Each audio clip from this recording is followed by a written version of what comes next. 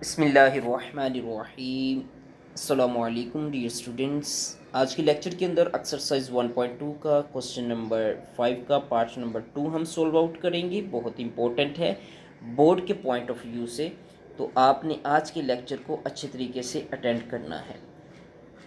Question के अंदर हमें 54 और स्क्वायर रूट 3 के अंदर हमें 27 पावर 2x दिया गया है। 9 की पावर के अंदर x+1 दिया गया है, जबकि प्लस 216 के साथ मल्टीप्लाई हो रहा है 3 और 3 के हमारे जोन से 3 के कोने पे हमें पावर दी गई है 2x-1 की। सबसे पहले हमने फैक्टराइजेशन कर लेनी है। फैक्टराइजेशन सबसे पहले हमने 54 की कर लेनी है। 54 की फैक्टराइजेशन बहुत ही सिंपल है। 2 के टेबल पे जाएगा, 2 2 ज़र 4 होता है, 1 कैरी, 2 7 ज़र 14, 3 3 ज़र 9 और 3 3 ज़र 9 एंड 3 1 ज़र 3 हमारा आंसर आ जाएगा। हमारे पास 54 की पावर के अंदर हमारे पास आ जाएगा 2 और फिर 3 कितनी टाइम्स आ जाएगा, 3 टाइम्स आ जाएगा। इसी तरह से हमने फिर किसकी कर लेनी है, 27 की फैक्टराइजेशन। 3 9 ज़र 27, 3 3 ज़र 9 और 3 1 ज़र 3। 3 की पावर कितनी दफ़ा आ जाएगी, 3 टाइम्स। तो हमने 27 की जगह पे 3 की पावर 3 लिख दी। इसी तरह से 9 की हम फैक्टराइजेशन कर लेंगे। 9 की फैक्टराइजेशन जब हम करेंगे तो हमें 3 3 ज़र 9 और 3 1 ज़र 3। 3 की पावर हमें कितनी मिलेगी, 3 की पावर 2 मिलेगी। इसी तरह से 216 की फैक्टराइजेशन की, ये बड़ी अहम है फैक्टराइजेशन, इसको आपने अच्छे तरीके से सोल्व आउट करना है। इसको हम 2 के टेबल में पहले कर लेते हैं। अब 2 के टेबल में हो तो सकता है, लेकिन हमने ये देखना है। अब 2 के टेबल में जब हम कर लेंगे ना, तो उसके बाद फिर ऑनवर्ड आगे नहीं हमारा फिर सॉल्व होगा, ठीक है। तो सिंपल इसकी जो फैक्टराइजेशन है वो यही है कि हम 6 के टेबल पे इसको कर लें। 6 के टेबल पे आसानी से चला जाएगा और जल्दी हमारी फैक्टराइजेशन हो जाएगी। 6 के टेबल के अंदर हमारा क्या आएगा, 2 8 ज़र 16 हो जाएगा, 3 8 ज़र 24, 3 6 ज़र हमारा होता है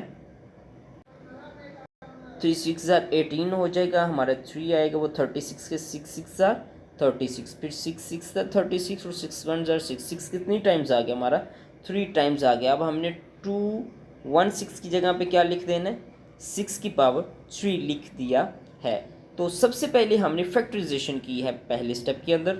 नेक्स्ट हमने फिर क्या करना है, फिर हमारी जो 3 की पावर यहाँ पे 3 टाइम्स आई है, तो इसको हमने कैसे लिख देना है, 3 की पावर 3 में लिख देना है। ओके, अब यहाँ पे हमारा 3 की पावर 3 आया था, अब यहाँ पे 3 है और पावर के अंदर 2x है, तो हमारा आंसर क्या आ जाएगा, 6x। ओके, यहाँ पे हमारा 63 है, 6 की पावर में क्या है, 3 है, तो इसको भी हम सोल्व आउट कर सकते हैं। मतलब 6 को हम क्या लिख सकते हैं, 2 3 और 6, मतलब 6 की जगह पे हमने क्या लिख दिया, 2 3। हम 6 के अंदर भी हम इसको सॉल्व कर सकते हैं।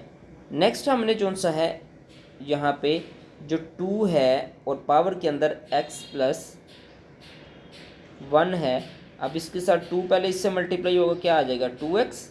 जब 2 1 से मल्टीप्लाई आ जाएगा, प्लस का क्या आ जाएगा, 2 आ जाएगा। तो हमने 3 की पावर में क्या लिख देना है, 2x+2 लिख दिया।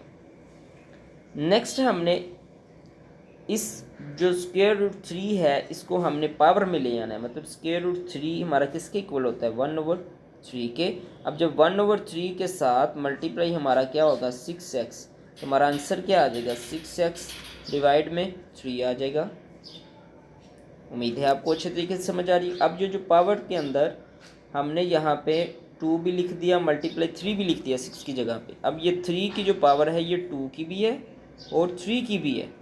उम्मीद है आपको समझ आ गई होगी। और हमने क्यों किया इसको, यहाँ पे हमारा 6 था ना, यहाँ पे हमारा 6 था, 6 3 था, यहाँ पे हमने उसको 2 3 कर दिया। क्यों किया इसका आपको मैं नेक्स्ट स्टेप के अंदर बताता हूँ।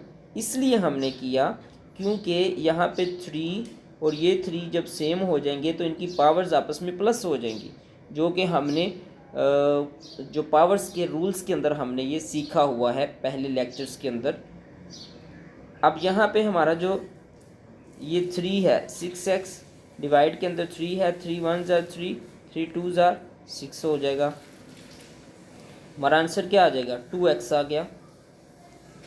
अब फिर हमने क्या किया, फिर हमने जो 3 के साथ जो 3 है,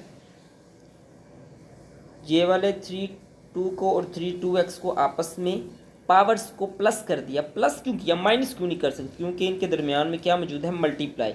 अगर बेस सेम हो, दरमियान में मल्टीप्लाई हो, तो पावर्स क्या हो जाती हैं, प्लस हो जाती हैं। 2x + 2 बन गया। इसी तरह से हमने यहाँ पे भी पावर्स को क्या कर दिया, आपस में प्लस कर दिया। यहाँ पे 3x और इसके साथ हमने इसको क्या कर दिया, प्लस कर दिया। 3 + 2x - 1, 3 में से 1 निकाले, हमारा क्या आ जाएगा, 2 आ जाएगा। उम्मीद है आपको समझ आ रही होगी इस क्वेश्चन की, बहुत इंपॉर्टेंट है। अब यहाँ पे हमारा जो 2 और 3 है ये आपस में मल्टीप्लाई होकर क्या बन गया, 6। ये हमारा बिल्कुल वैसे ही रहा। जबकि यहाँ पे हमारा जो सा है, हमारा जो 3 2x है यहाँ पे भी है और 3 2x यहाँ पे भी है, ये हमारा क्या आ गया, कॉमन आ गया। जब ये हमारा कॉमन आ गया तो ब्रैकेट के अंदर हमारा बचेगा क्या, फिर यहाँ पे तो 1 बच गया और प्लस का क्या आ जाएगा, 2 की पावर 3 बच गई। यही बचा ना हमारे पास। फिर हमने इसको सॉल्व आउट कर लेना है। अब यहाँ पे हमारा जो सेम है, ये भी चीज़ सेम है, ऊपर हमारे डिवाइड के ऊपर भी नोमिनेटर डिनोमिनेटर में सेम चीज़ है, तो ये क्या हो जाती है, कट हो जाती है। पीछे हमारे पास क्या बचेगा, 6 पावर में 1 प्लस, अब यहाँ पे 2 की पावर 3 है, 2 की पावर 3 से मुराद 2 × 2 × 2 2 ज़र 4, 4 2 ज़र 8, आंसर इज 6 डिवाइड बाई 1 + 8। इस तरह भी आंसर लिख सकते हैं, इसको नेक्स्ट सॉल्व करके भी लिख सकते हैं, डैट इज आंसर। नेक्स्ट आप कटिंग करके भी इसको लिखें, 3 2 ज़र 6, 3 3 ज़र 9, 2/3 इज आंसर। ये भी आंसर ठीक है, ये भी आंसर ठीक है, ये भी आंसर ठीक है। उम्मीद है आपको इस इंपॉर्टेंट क्वेश्चन की समझ आ गई होगी।